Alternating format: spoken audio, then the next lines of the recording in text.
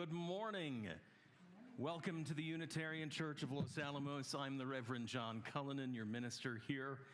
As Unitarian Universalists, we affirm and promote the inherent worth and dignity of all people and gather together in a free and responsible search for meaning. Whoever you are, whomever you love, wherever you are right now, wherever you are on your life's journey, you are welcome to be part of this community. I want to extend a special welcome this morning to any visitors or first-time guests we have with us here. I want to invite you to join us after today's service, especially because I will be leading one of my periodic Introduction to Unitarian Universalism classes. You'll get to learn all about our history as a movement and what we stand for today and get some of your own questions answered about what you're experiencing here. Coffee and conversation, if you don't want to listen to me talk for another hour after a sermon, is in the fellowship hall. You can grab that here. I'm going to be preaching inside baseball today, which is not something I usually do. For our newcomers, that is a warning. For our long-timers, that is also a warning. There is a lot happening in Unitarian Universalism right now, and today I'm going to speak to that. And so let us prepare for worship this morning. Close your eyes. Feel yourself grounded. Take a deep breath in and out. And let us begin.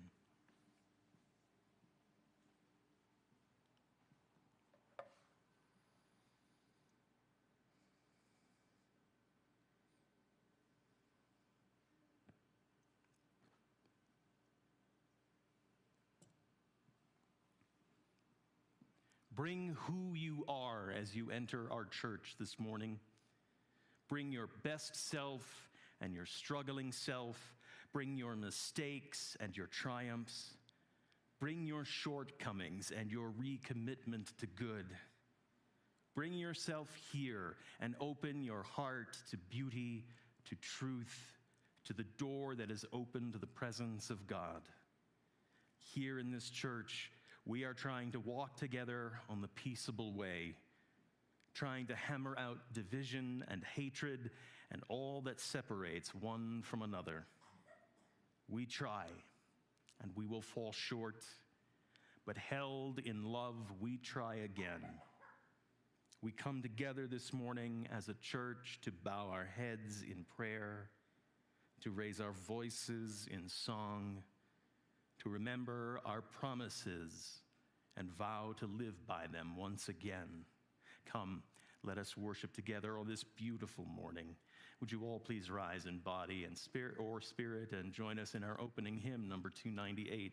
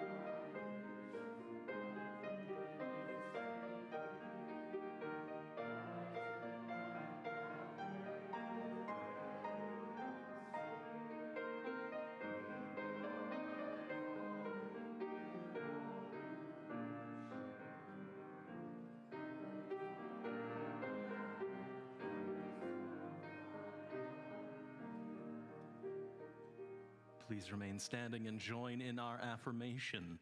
Love is the doctrine of this church. The quest for truth is its sacrament, and service is its prayer. To dwell together in peace, to seek knowledge in freedom, to serve life in fellowship, to the end that all souls shall grow in harmony. Thus do we covenant with each and with all. Please be seated.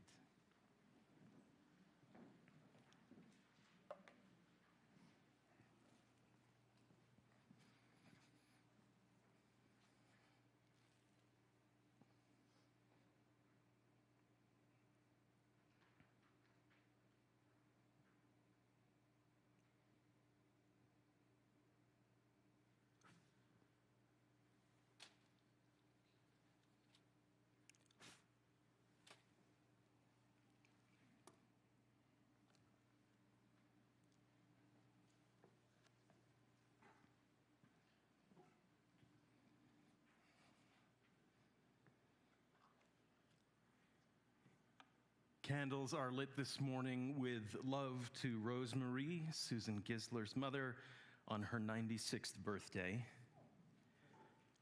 and for Nylea Butler-Moore's father, who is not doing well after several falls and Moore moves into an assisted living facility. For all our joys and all our sorrows, whether we share them aloud with one another or we hold them close and quiet in our hearts, let us be with one another now in a moment of silence.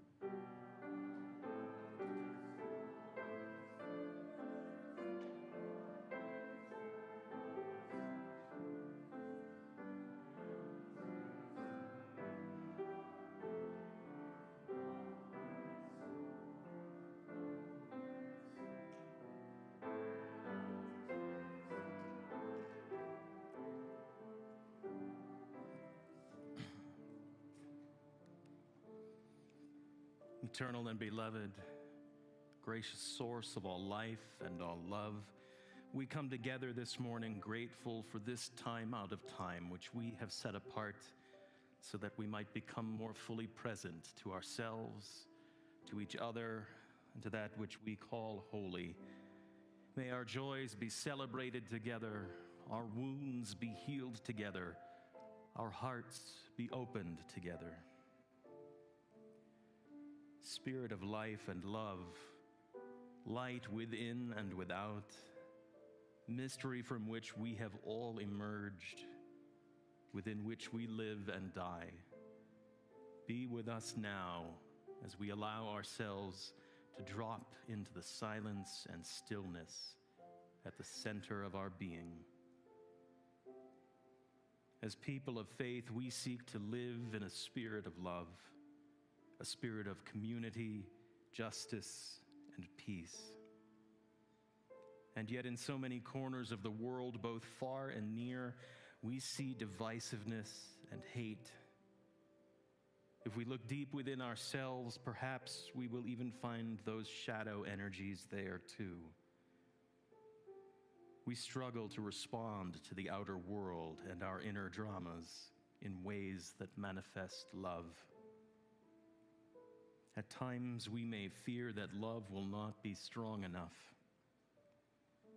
At times, we may question whether love is really at the root of all things.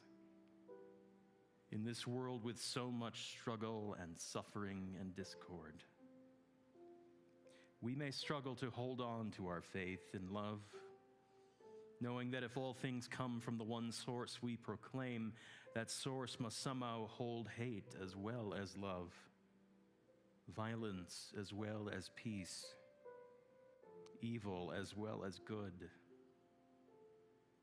This is the mystery in which we live and die. These are the questions that haunt our days and nights, and yet we are not without hope. Our struggles and our questions testify to our longing for peace, for love. Our very longings are born out of that mystery we dare to address as the spirit of life and love. In the stillness and silence of our own heart, we read the imprint of love, created not by our own will, but planted there for us to discover. By what or whom we cannot know, and yet it is there, a clue, a talisman, a beacon, a light within. May it keep hope alive even as we dwell in mystery. May it guide us all as we seek to act wisely and well. May it help us to be the vessels of compassion for one another and for our world. All this we pray in the names of those known and unknown, present and absent, remembered and forgotten, in the names of all the helpers of humankind. Amen.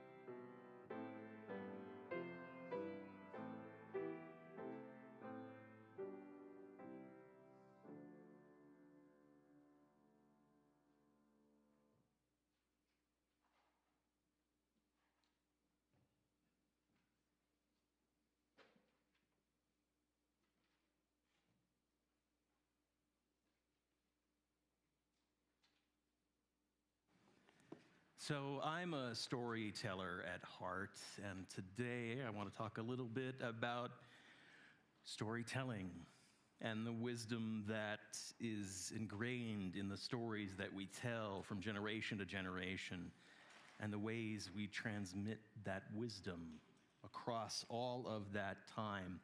When human beings first started telling stories, trying to make sense out of the world around them and what things meant, it was done just like this, like I'm doing right now. I am talking to you, my audience here. We might have been sitting around a fire. I don't think that's safe this morning, but just imagine it for a moment, if you will. There's a lovely warm fire here, keeping us all warm on this 19-degree day. Thank you for coming out in the middle of all the cold. And over time, perhaps one nugget of wisdom persisted over all the others. Somebody latched on to a universal truth and told stories to make it make sense. And that universal truth was this: do unto others as you would have done unto you. Love your neighbor as yourself. And this story persisted over time. And eventually, human beings developed new ways to transmit the stories and the wisdom. There was cuneiform into clay tablets to start with, and after a while, the scroll came into existence.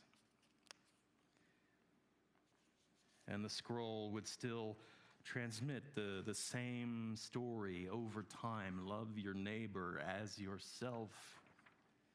Now, I'm sure the Oral Storytellers Union had a lot to say about this switch from verbal storytelling to being able to read. But over time, the scrolls and the writing became the main means of transmission, and storytellers were still needed because not everybody could read the special markings. And then after a while, the scrolls fell out of favor because they were so hard to store in a library. And we developed the codex, the book. And the book became the medium by which we transmitted the wisdom. Love your neighbor as yourself. The truth remained even if the medium changed.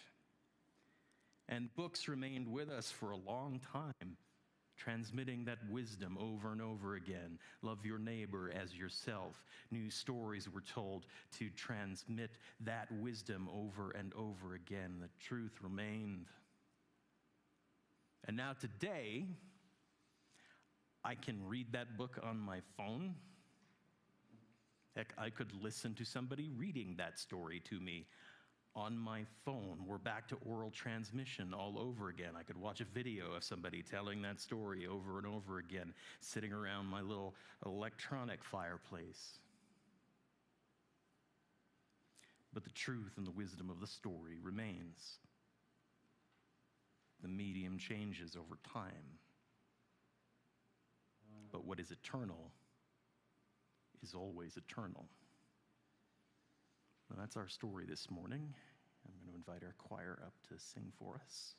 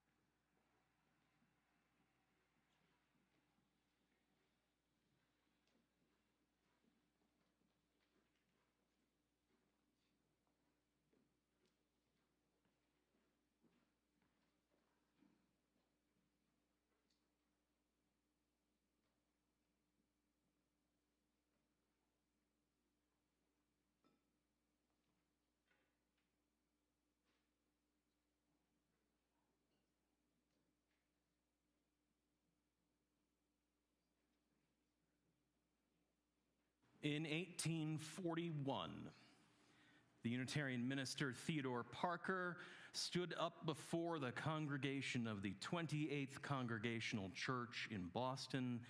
If you have any doubts about how deep our New England roots are, the 28th Congregational Church in Boston, and delivered what would become one of our foundational sermons, what would become one of our root documents as Unitarianism grew from the 19th century on. He called it the transient and the permanent in Christianity. And he posited that day a very simple proposition, that there was something eternal in the religion that was transmitted from God. This was his own understanding of his Christianity, and that there were things that human beings tacked on to that religion from age to age as they tried to interpret it and understand it. Looking at the word of Jesus, he spoke at real Christianity, the pure religion he taught. Nothing appears more fixed and certain, he says. Its influence widens as light extends. It deepens as the nations grow more wise. But looking at the history of what men call Christianity, nothing seems more uncertain and perishable. While true religion is always the same thing in each century and every land, in each man that feels it, the Christianity of the pulpit, which is the religion taught, the Christianity of the people, which is the religion that is accepted and lived out, has never been the same thing in any two centuries or lands except only in name. An undue place has often been assigned to forms and doctrines, while too little stress has been laid on the divine life of the soul, love to God and love to man. And that was his heart of the eternal religion, love to God and love to man. Anyone who traces the history of what is called Christianity will see that nothing changes more from age to age than the doctrines taught as Christian and insisted on as essential to Christianity and personal salvation. What is falsehood in one province passes for truth in another. The heresy of one age is the orthodox belief and only infallible rule of the next. There are things that are eternal in religion and things that change with time as we human beings relate to our world and come to understand things and grow in wisdom and knowledge. We try to square what little we can grasp of the eternal with what we know about the finite world we live on. And we try over and over again, time and time again, to make statements of faith, to make statements about what it is we believe, what we hold dear, what our values are. We have tried over centuries to engage and explain the cross-play of the eternal and the ephemeral. The Nicene Creed, an early attempt in Christianity about 3 centuries after Jesus died, an attempt to codify what it was Christianity was, because there were a billion different Christianities at that point. And in order to gain a little control over the Byzantine Empire, Constantine said, "Come on, church fathers, come here, get it together, let's figure out what it is, because I can't hold dominion over you all if we're not all believing the same thing." And the Apostles' Creed that the Roman Catholics profess grew out of that as well. And those statements of faith were all attempts at an orthodoxy, a statement of right belief.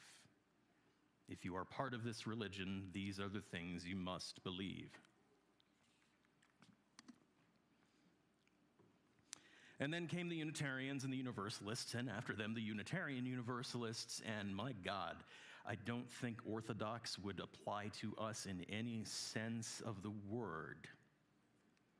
And yet, we have tried over the centuries to codify what it is we value, what it means to be a Unitarian Christian, what it means to be a Universalist, what it means to be a Unitarian Universalist today. Back in 1819, William Ellery Channing, who was the founder of the American Unitarian Association, tried to put into some codification in a sermon he gave what it was that Unitarian Christianity stood for. The Bible was written for humankind and needs to be read like any other book. Jesus is of one mind and one soul like we are, and must be understood that way, distinct from God, the Unitarian part of Unitarianism. God is infinitely just and compassionate. God is love. And God sent the human Jesus to remind us all of that love and try to bring us all back into the fold. Not to try to convince God to change his mind by sacrificing himself, but to try to convince human beings to just be better. We can all return to the light of God's love. Now, that was given in a sermon. It was never codified or voted upon or passed as an official statement of faith, but it stood for several decades as kind of a core of what Unitarianism was as it was growing.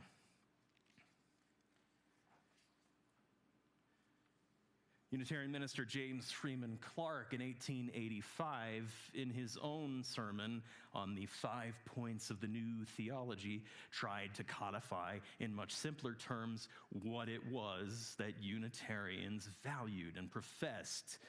The fatherhood of God, the brotherhood of man, the leadership of Jesus, salvation by character, and the progress of mankind onward and upward forever. I love that last point so much. Humans are funny. Onward and upward forever.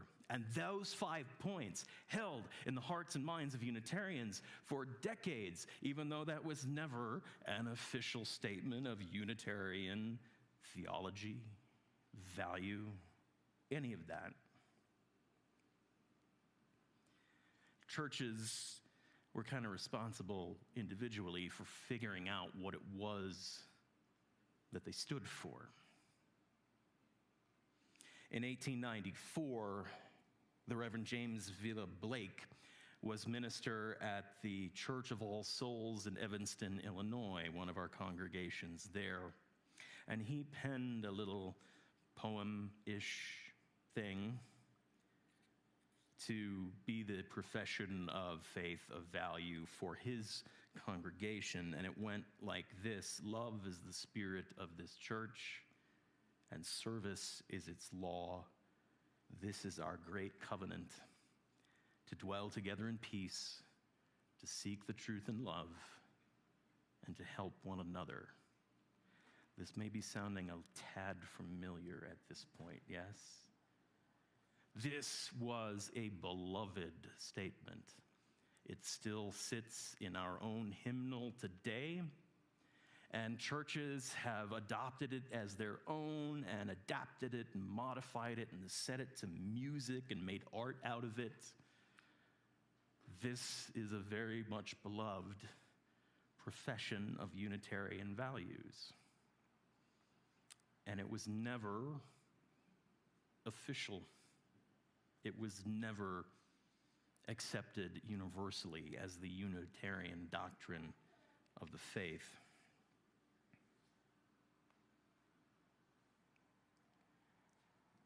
Love is the doctrine of this church.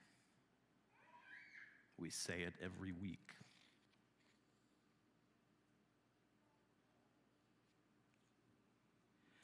In 1961, after being kissing cousins for decades and decades, the Unitarians and the Universalists finally got it together and merged as one church, what we know as the Unitarian Universalist Association today. And in drafting their bylaws for the association, not for congregations, because we are a congregational polity church, we are governed from the ground up,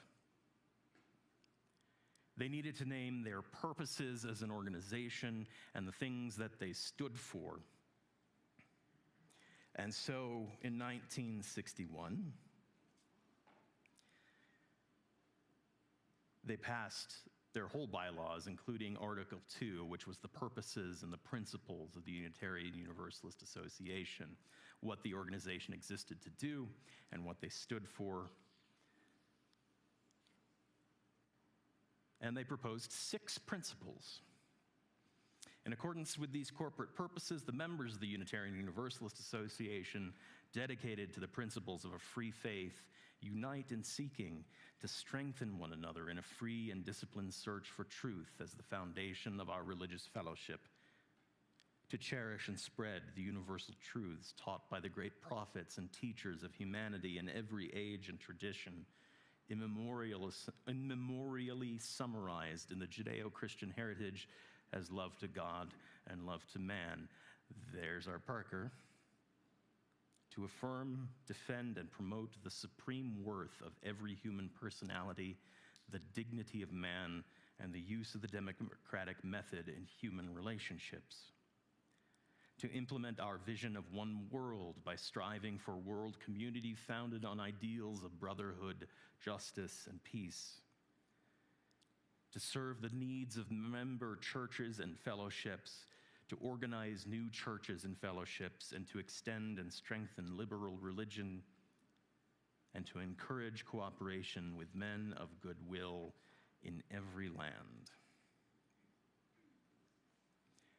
Now, what we're describing here and what was passed at that time was not orthodoxy. It's what we call, for a 50-cent word in seminary, orthopraxy, right practice, how we were going to be together. And the principles were not, at that time, universally beloved as they were professed in that language. Many people weren't very happy that the 2 churches were merging and kind of went their own ways and started their own churches in response to all of this going on. And within those who remained in this new Unitarian Universalist Association, there was a dissatisfaction with the language as it existed. In the late 1970s, early 80s, Unitarian Universalist women got together for a Women in Religion conference. And looking over the language, 1, they found it awfully gender specific, and 2, didn't quite express everything to the fullest extent that it could. And so as they began a movement to try to fix at least the gendered language of the principles, the whole of Unitarian Universalism decided it was time to revisit them completely. They had to. I neglected to mention before that further on in the bylaws, it was said that because this is a living tradition, these must be revisited at least once every 15 years to determine if they still stand for us. And so that's what they engaged in, and they put together a study commission in early 1980-something and proposed a new set of principles.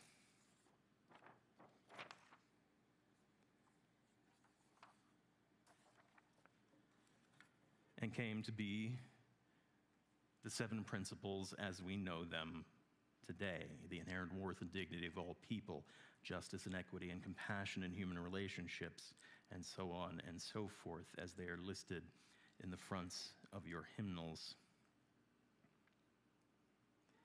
Now, the 7 principles were not immediately beloved. It's worth noting that around that time, there was a breakaway church that went away because they didn't like change, and they tried to go on their own, keeping things traditional as it was, and they didn't last very long. And even after the passage, there was still dissatisfaction with the language. 10 years later, the General Assembly of the Unitarian Universalist Association passed an amendment to the principles and sources, adding a 6th source to our traditions, that of earth-centered religions, something else we drew inspiration from. And A few years after that, there was a movement to change the word respect in the respect for the interdependent web of all existence to that of reverence. And oh my, there was a lot of controversy about that word reverence, and that did not pass. And further on from that, understanding that gender was wider and more of a spectrum than we believed it to be, there was an amendment to change the phrase prophetic men and women to words of prophetic people, and that did pass. That was changed, and that was in the last 10 years even. And even now, as we have been focusing on racial justice in the world and anti-oppression, there's been a movement to add an 8th principle to our statement. Journeying towards spiritual wholeness by working to build a diverse, multicultural, beloved community by our actions that accountably dismantle racism and other oppressions in ourselves and our institutions. And following the Byzantine pathway of getting the principles amended, the 8th principle passed its first vote at the last General Assembly last year, the simple majority vote that was required. It will need to have a second vote, which is on the docket for this year, and 2/3 of the General Assembly will have to pass that in order to make it official.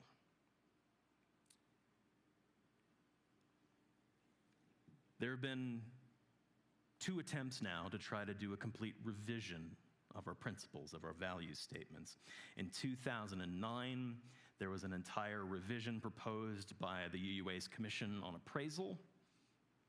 It was roundly defeated, mostly in part because it was presented in such a way that it could not be debated and amended by the members of the General Assembly, by the delegates from our congregation. But as the ball has been rolling on the 8th principle, as we've been looking at adding new statements, the realization that it was time once again to review and revise perhaps our principles arose. And so the General Assembly, along with the board of the UUA, commissioned a study group to look at our principles, our purposes, all of that Article 2, and suggest recommendations for revision to be brought first to the board and then to the General Assembly. Now, I know the principles are beloved today, partly due to the fact that they were published in our hymnals when they came out in 1993. It moved from being just a bullet-pointed list in our bylaws for the organization into something was front and center in one of our important documents, our hymnal. And it's been adopted over time to be used for religious education, for people's own personal statements of value and faith when they're trying to talk about what they believe in and why they are Unitarian Universalists. It's been used for evangelizing. And yet, thinking of Theodore Parker and thinking of how things change over time, the eternal and the ephemeral, I'm left with this thought: imperfect humans create transient things. Nothing stays the same over time. And my thought today is that if we're making a statement of our principles, if we're making a statement of our values as Unitarian Universalists, even though, yeah, it's just a bylaw, we've adopted it to be something more personal, then that statement of values should probably try to intentionally balance what is eternal and what is transient.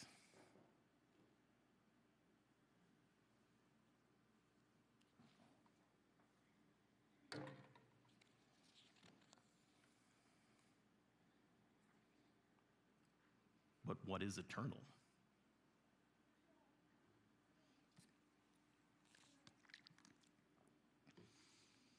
Here is my argument, my struggle with Unitarian Universalism today. And yes, I struggle with my own faith. I'm only human. That's actually part of my job, is to struggle with it and figure out what I'm doing. My main argument for several years now has been this. What fills the God-shaped hole in our movement? If we are a collection of thousands of individuals, each with their own concept of what God is or is not, what is it that holds us all together? What is the thing that religare, religion, binds us together as a people?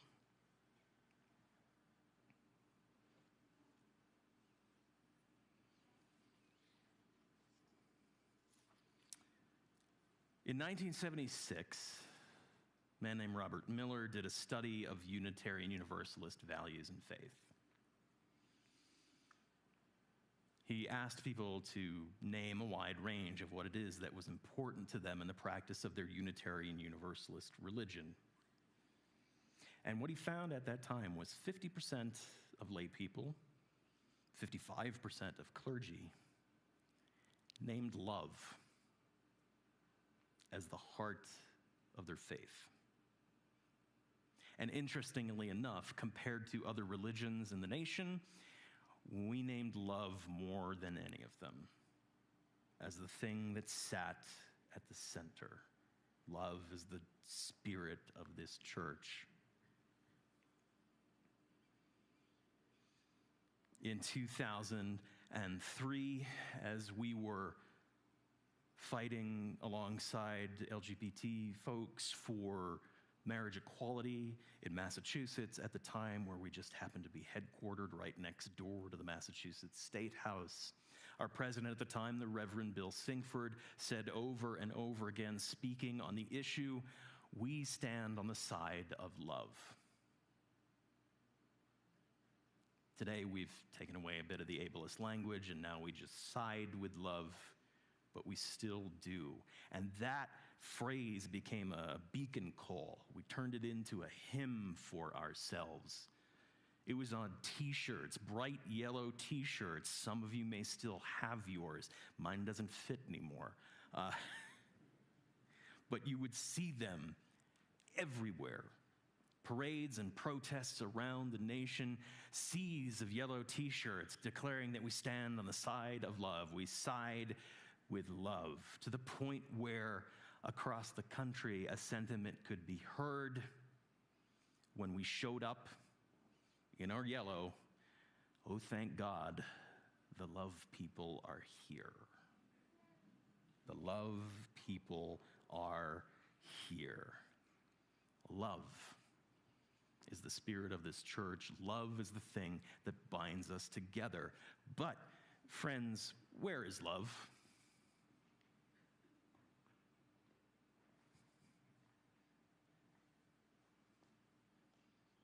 It's not there. Flavors of it exist throughout that whole thing, but love at the center is nowhere in our fundamental statement of values. It does show up once in the 6 sources, but as one thing out of many that inspires us to be who we are. It is not sitting there as that central value.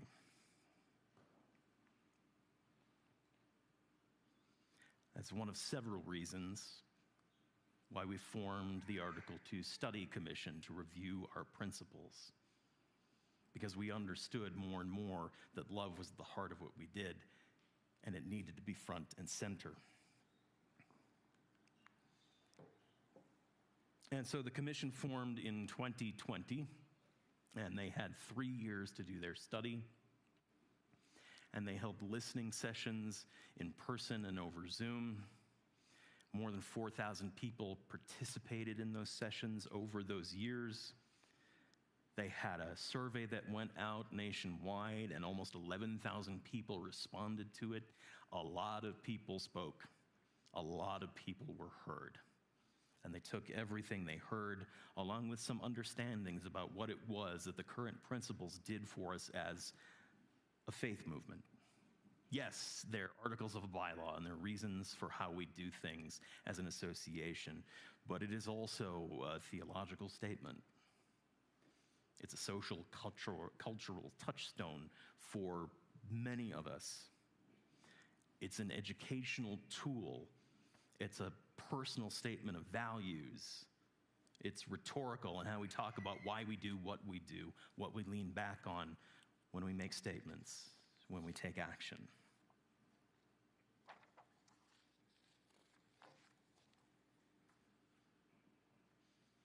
The other thing they came to decide was that the principles are very wordy. And they are. I have a seminary education. I have a Master's of Divinity from a Unitarian Universalist seminary. I have been ministering here for 16 years, and I could not recite them to you verbatim. If you asked me to, I would have to pick up the hymnal and look. They're not really conducive to rote memorization. And so the commission decided that 7 words that would name our values directly might be a little more approachable. They would be explicated further in the document, but they would exist first as 7 core values. With love at the center. Love is the power that holds us together and is at the center of our shared values. We are accountable to one another for doing the work of living our shared values through the spiritual discipline of love. Before we even get into the 7 words, there it is, clear as day, explicit. Love is the thing that binds us together. And flowing out of love are our 7 values. I appreciate this because I'm a visual learner, so I really like seeing that. I know some people are more readers. I like the image. I still read the rest. And we name our values. Interdependence. We honor the interdependent web of all existence. We covenant to cherish Earth and all beings by creating and nurturing relationships of care and respect. With humility and reverence, we acknowledge our place in the great web of life, and we work to repair harm and damaged relationships. Pluralism. We celebrate that we are all sacred beings, diverse in culture, experience, and theology. We covenant to learn from one another in our free and responsible search for truth and meaning. We embrace our differences and commonalities with love, curiosity, and respect. Justice. We work to be diverse, multicultural, beloved communities where all thrive. We covenant to dismantle racism and all forms of systemic oppression. We support the use of inclusive, democratic processes to make decisions. Transformation. We adapt to the changing world. We covenant to collectively transform and grow spiritually and ethically. Openness to change is fundamental to our Unitarian and Universalist heritages, never complete and never perfect. Generosity. We cultivate a spirit of gratitude and hope. We covenant to freely and compassionately share our faith, presence, and resources. Our generosity connects us one to another in relationships of interdependence and mutuality. And equity. We declare that every person has the right to flourish with inherent dignity and worthiness. We covenant to use our time, wisdom, attention, and money to build and sustain fully accessible and inclusive communities.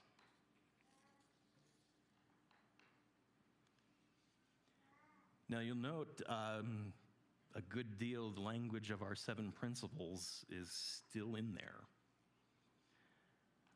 But they've been named as subsets of larger values that we see them as a part of. I don't know, and in fact, I won't say with any certainty that the study commission had this idea of the transient and the permanent in mind as they put things together. But it looks to me, at least, like they were trying to name something large, things that are larger that perhaps change over time or perhaps are eternal, that flow out of that eternal truth, which is the love that we profess. Now, I'm not going to comment too much on the contents of the proposed revision of Article 2, because I want you all to develop your own ideas and opinions about them, which is not to say I do not have opinions. I have opinions. Not all of them are positive. But I want you to make your own minds up. I'll just say they're not perfect, but perfect is the enemy of the good, and anyone who expects perfection from human beings is just setting themselves up for a lifetime of disappointment. So no, nothing is going to be perfect. But do they speak for us? Do they reflect who we are? Do they resonate with you and the values you may hold in practicing your Unitarian Universalism? That's the conversation as a congregation we need to have now. So what happens from here?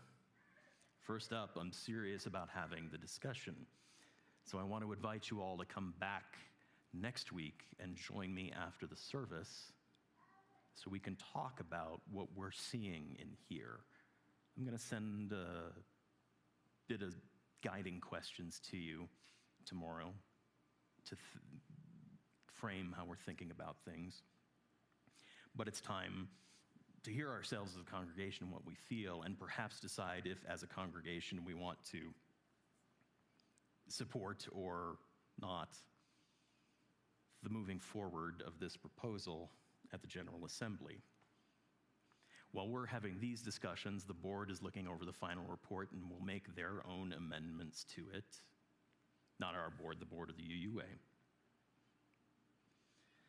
And at General Assembly in June, the delegates we send, including from our congregation, will have a chance to sit down and make their own amendments and have their own discussion and present something more final to the whole body of the General Assembly, and there will be a vote. It just needs to pass by a simple majority this time. If it doesn't, that's the end. If it does, it'll need 2/3 of the body to vote the following year to be incorporated into our bylaws and pass. So I want to plug General Assembly this year. We're entitled to 3 delegates, and I am a delegate just by nature of the Rev in front of my name, to go out and have the conversations with the wider UU community, to participate in the process of voting and making a decision about whether or not this reflects who we are and who we want to be. And you can go directly to Pittsburgh and be on site and be with thousands of other Unitarian Universalists, which is an amazing experience, I will say. Or if you don't feel like traveling, or let's admit it, the whole thing is very expensive, you just want to sit at home and do it on your computer, you can be a virtual delegate as well. We're allowed 3. Come talk to me about that if you're interested in being part of this process. Is this likely to pass? Oh, and if it doesn't pass, the 8th principle is still on the docket for this year for that second vote. So there's still a change a-coming or not in some form. I'm not sure if this is going to pass. In fact, the pessimist in me, understanding the history of how we respond to change and the changes that have been made, points in the direction of this may not happen. This may not go anywhere. I'm running along, I know. But I don't think the time has been wasted over the last several years in the discussion and the revisitation at all. Not just because we're mandated to have these conversations periodically, but it's led to a lot of learning about who we are and who we want to be 40 years on from when we passed our current principles.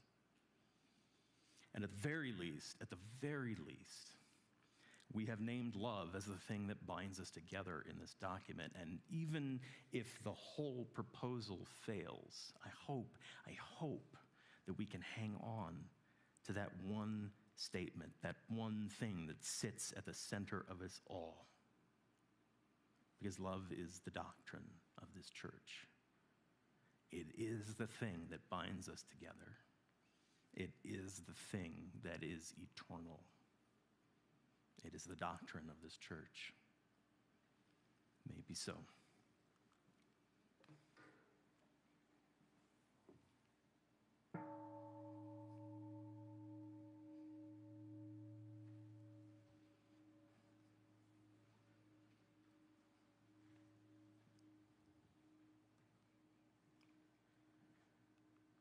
As we prepare to return to our everyday lives, it is time to give something of the gifts of this congregation back to the larger community we are part of. It is time for our offering. During this month of January, all cash and undesignated funds that we collect will be given to our friends at the Esperanza shelter in Santa Fe in support of their work in the community. You may give through the baskets today, through the box in the back, or through the Givelify app if you are using that. The offering will now be accepted. May what you give bring you joy and into deeper relationship with this community.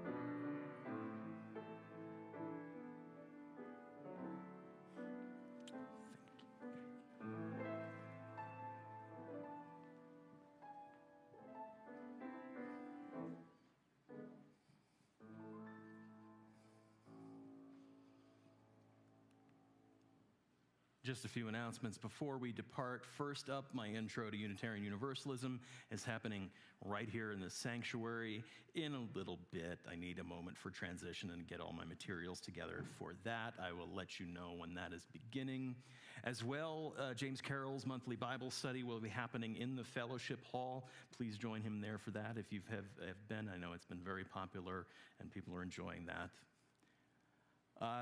As I said, we'll discuss this revision to Article 2 after the service next week. I'll be sending out some framing questions for you all to have along with your reading, and I hope you'll join me for that. And hopefully it's one of many we will have before we get to June. And finally, not the Esperanza shelter, the Espanola Pathways shelter. There are too many E's and I confuse them all. The Espanola Pathways shelter is collecting goods for their residents. There are boxes outside the front doors and there are lists of what they are looking for. So please give to that if you can as well. And now would you please rise once again in body or spirit and join in our closing hymn, number 1014.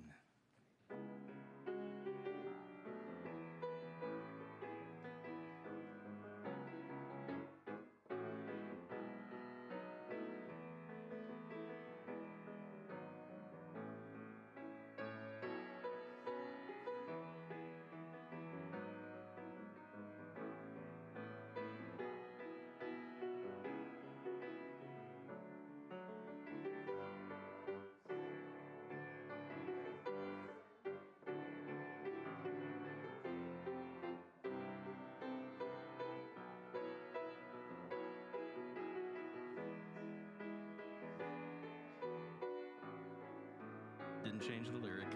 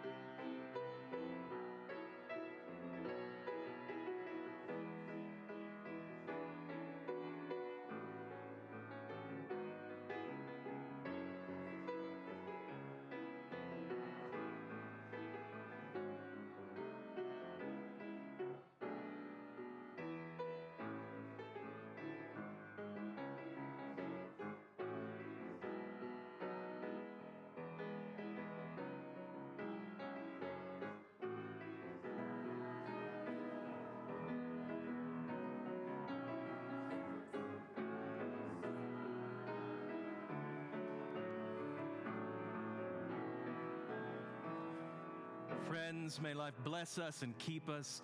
May the light of life shine upon us and out from within us and be gracious to us and bring us peace. For this is the day. This is the one wild and precious life we have all been given. So let us all find a way to rejoice and be glad in it. Go in peace.